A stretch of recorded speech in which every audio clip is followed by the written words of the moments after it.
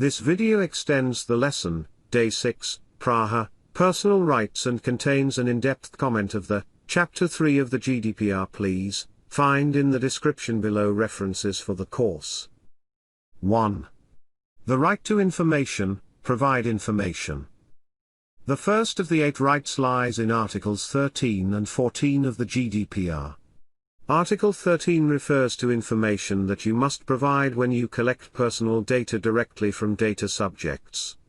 Article 14 covers your responsibilities when you obtain data about the data subject from a third party or indirectly. It holds that the data subject has the right to ask a data controller what kind of data they process and why the data controller needs it. What kind of information do you need to provide? Article 13 holds that you must provide the following information when you collect their data, not after. 1. Controller identity and contact details and those of the controller's EU representative, if applicable. 2. Data Protection Officer contact details, if a DPO was appointed. 3. Legal basis for processing and purposes of processing. 4. Country where the processing occurs. 5. Legitimate interests of the processor and third parties. 6. Any recipients of personal data. 7. Any intention to transfer personal data outside the specified processing place and to a third country, mainly if the country is outside the EU.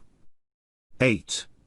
Data retention policy. How long data is stored. 9. Explanation of rights to rectification, erasure, restriction of processing, and portability.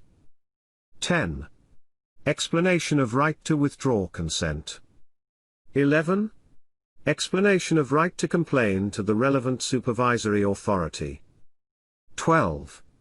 If data collection is a contractual requirement and any consequences. 13.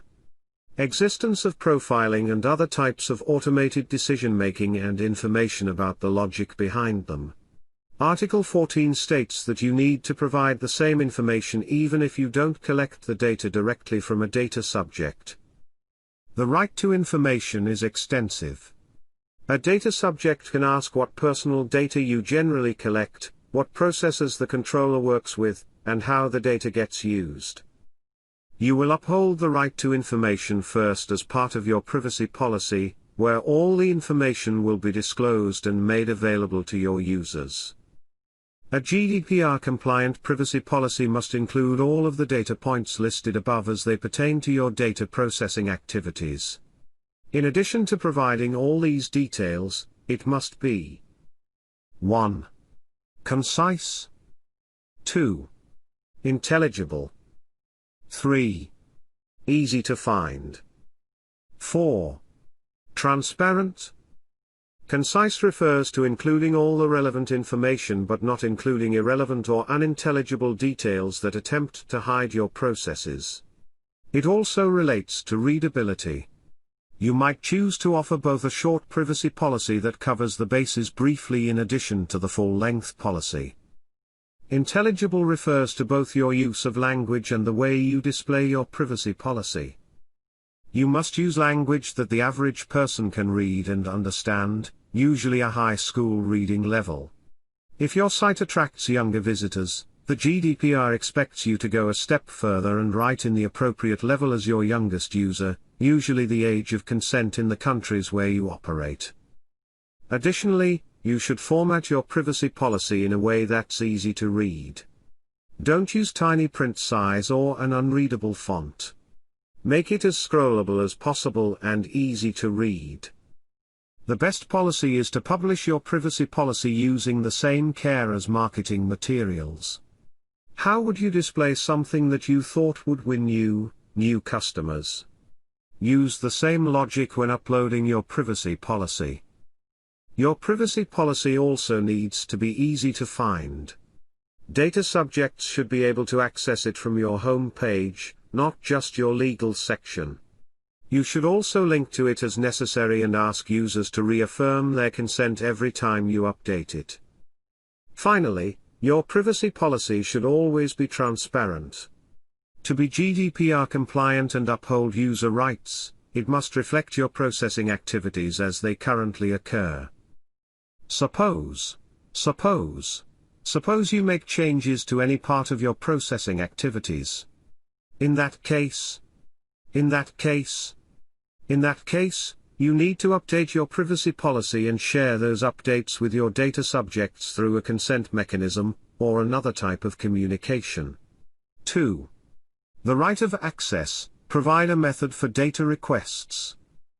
The GDPR requires you to have a method by which you handle data access requests from subjects.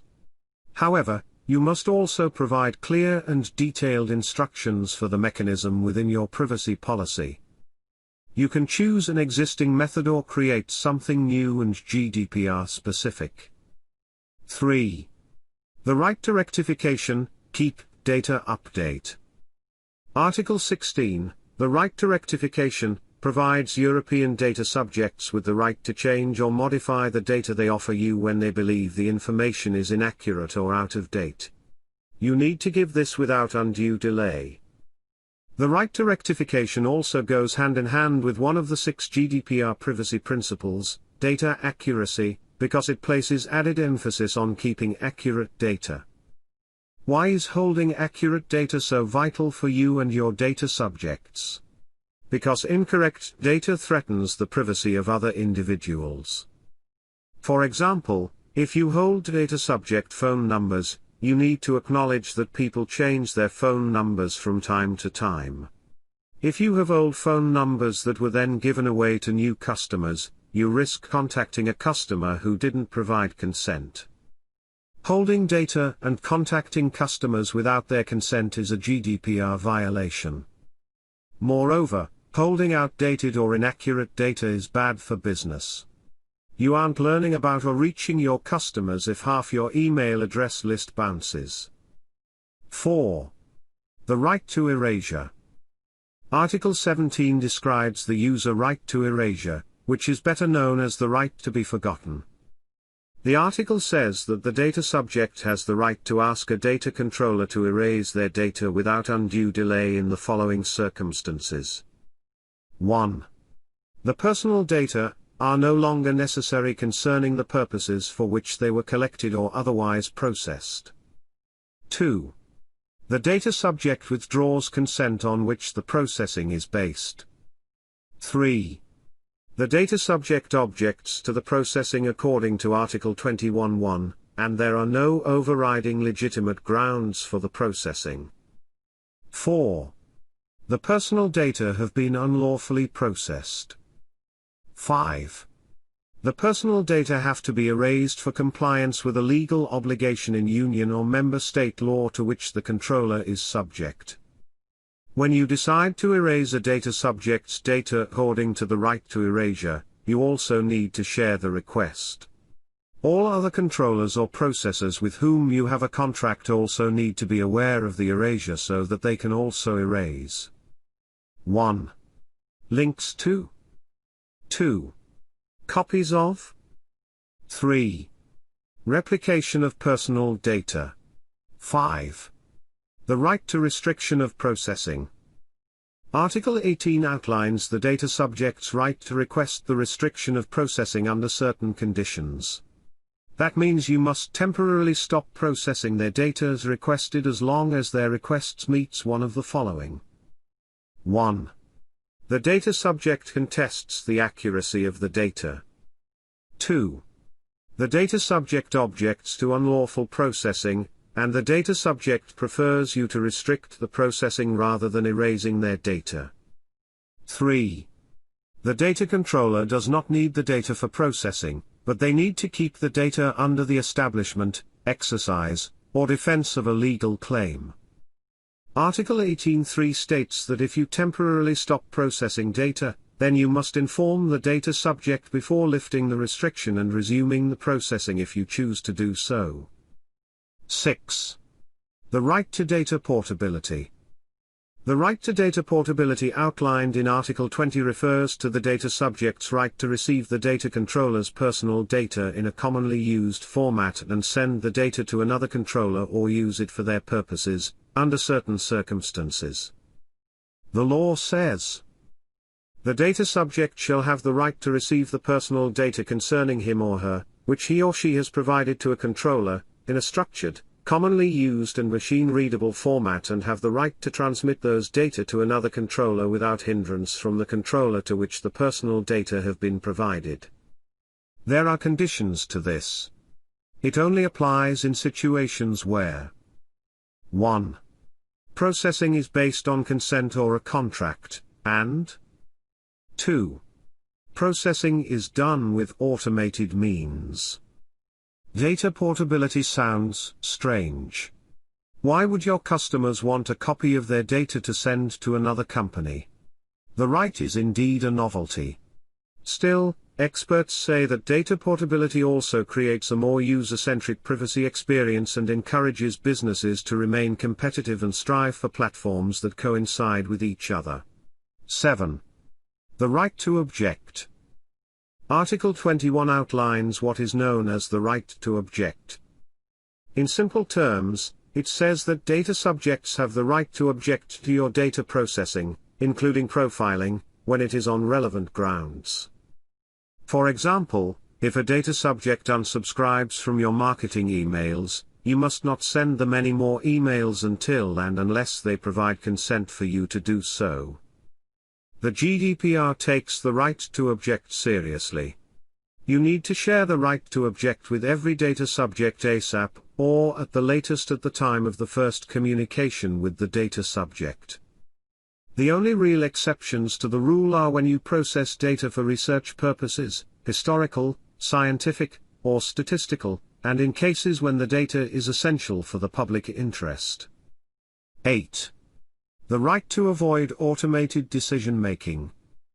The eighth and final right offered by the GDPR lies in Article 22, automated decision-making, including profiling. It says, the data subject shall have the right not to be subject to a decision based solely on automated processing, including profiling, which produces legal effects concerning him, or her, or similarly affects him or her. The right to avoid automated decision-making comes with 3 exceptions when it cannot be exerted. 1. When automated decision-making is necessary to enter into or complete a contract. 2. When the control has authorization from the EU or a member state and uses safeguards to protect the subject's interests and freedom. 3. When the profiling or decision-making occurs with the subject's explicit consent. Although the GDPR applies to any individual decision-making, the most common examples that the right supports tend to be financial. For example, if you are an EU resident who applies for a loan using a bank's online application, then you can appeal the decision because the outcome impacts your legal rights and freedoms. If you use automated decision-making in any form, you need to identify it and then 1. Tell data subjects you use it. 2. Create ways to request human intervention. 3. Update and maintain your systems to avoid malfunction.